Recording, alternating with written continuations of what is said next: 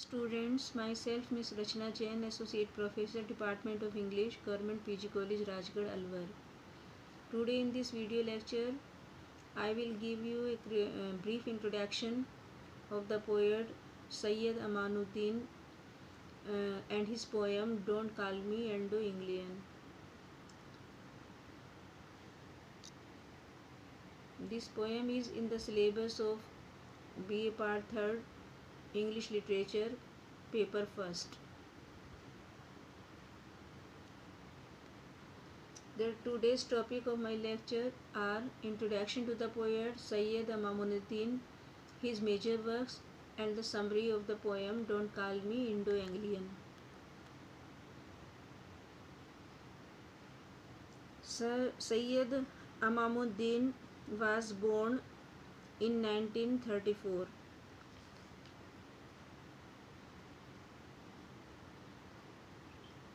And he was brought up in Mysore, South India, and later he migrated to America. This is the reason that his poetry unifies the Indian clarity and American modernity. Sayyid Amanuddin is a poet with the blend of Indian essence and American flavor in his writings. His works capture the essence of the human experience like joy, happiness, love, pain, suffering, and death. He has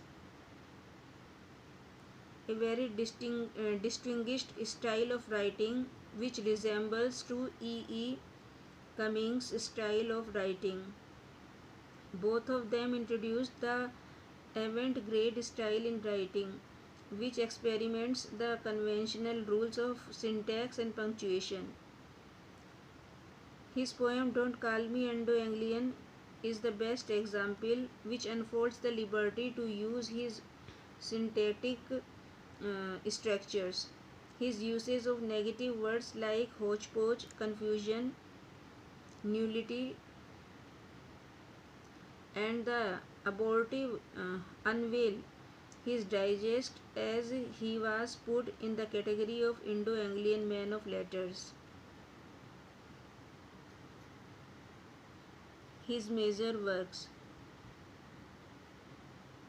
The major works of Sayyid Amanuddin are The Children of Hiroshima, An Epic of the Soul, Lighting and Love. His book on criticism is Creativity and Reception, Towards a Theory of Third World Criticism, etc.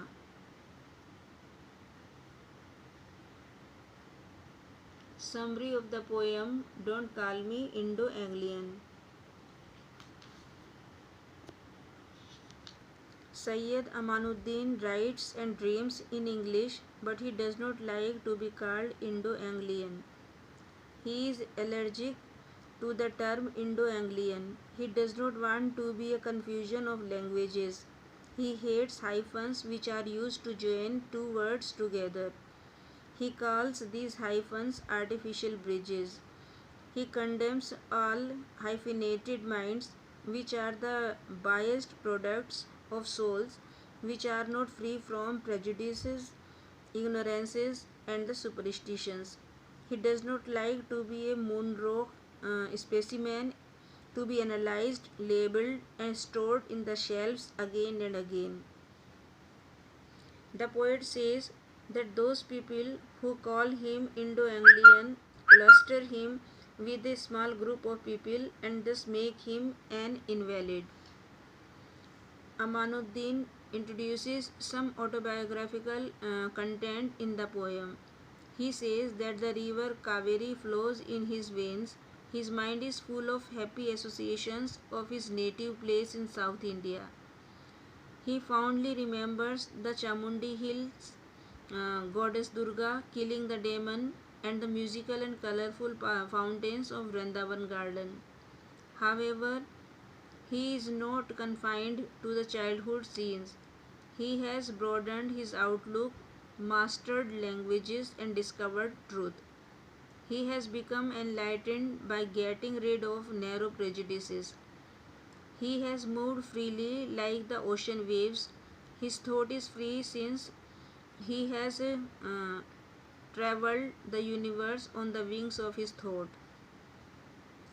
Sayyid Amanuddin says that he would like rather to be grouped with great poets like Kalidas, Kabir, Dante, Umar Khayyam. He will undertake a spiritual journey of inferno, purgatory, and paradise with Dante. He will meditate with Umar Khayyam on the mathematics of life. He will sing painful songs of love and separation with Mirza Ghalib. He will down with the Lipo, kissing the moon's reflection in the river. In the end, Sayyid Amanuddin says that he writes in English and dreams in the language of Shakespeare and Keats, but he is not Anglo, English or British. He is a poet. He has lived under various names and has the rich Indian cultural heritage of 40 centuries. He is now simply Amanuddin. So students, in this video lecture I have given you the brief introduction of Sayyid Amanuddin and his famous work Don't Call Me Indo-Anglian. In the next video I will give you and teach you the explanations of this poem. Thank you for listening to my presentation. I hope you enjoyed it. Thank you.